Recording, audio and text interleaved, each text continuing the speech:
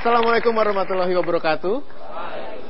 Selamat malam untuk Anda yang menyaksikan program ini. Saya juga ingin mengucapkan selamat berbuka puasa untuk Anda yang masih sedang menikmati hidangan berbuka puasa sambil menyaksikan MTGW. Kita bertemu lagi di Mario Teguh Golden Ways. Saya Hilbram Dunar.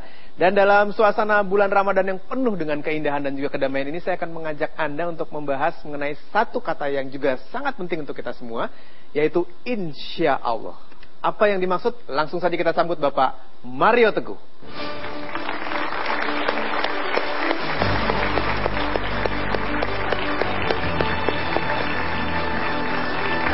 Terima kasih. Silakan duduk. Sahabat-sahabat saya yang baik hatinya, selamat malam.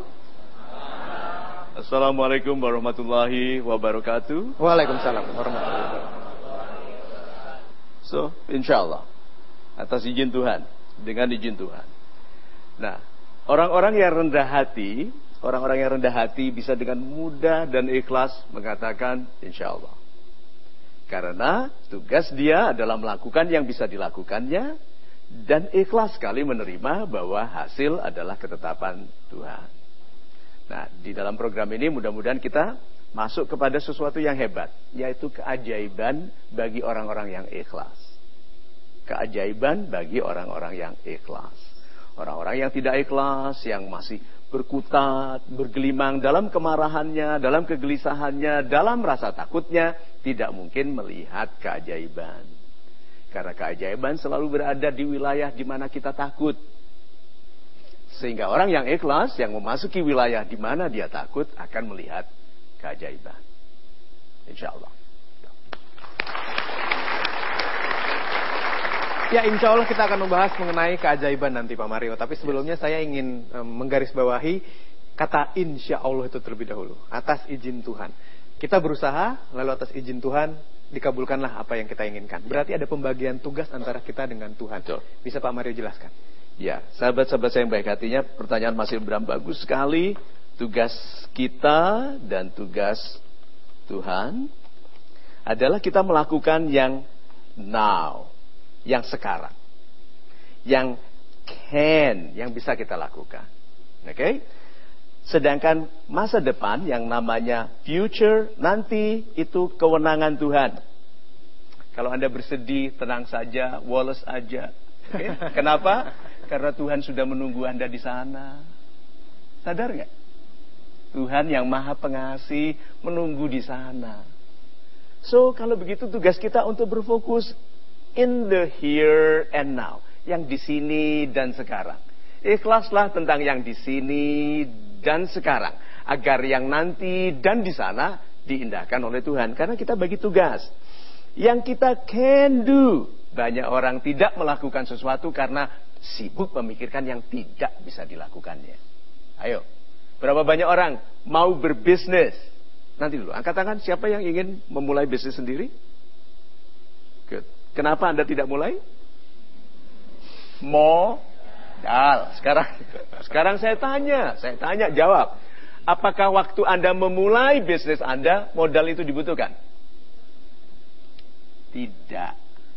Waktu memulai, tidak. Memulai itu apa? Cari lokasi. Sudah butuh modal? Tidak. Lihat-lihat brosur. Search di Google produk yang mau dijual. Sudah butuh modal?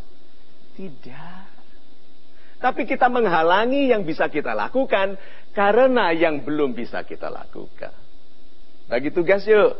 Kalau gitu, yang Tuhan bisa lakukan, serahkan. Jadi tugasnya gini, Tuhanku, jadikanlah hatiku besar dan kuat supaya aku ikhlas melakukan yang bisa aku lakukan, supaya Tuhan melakukan yang tidak bisa aku lakukan. Bukankah kita itu beriman karena harusnya itu? Harusnya kita berfokus pada yang kita lakukan, lalu insya Allah hasilnya Tuhan. Itu. Super sekali Pak Mario. Kita melakukan apapun yang bisa kita lakukan, lalu membiarkan Tuhan melakukan yang tidak bisa kita lakukan. Super. Berserah. Saya berikan kesempatan untuk Anda bertanya.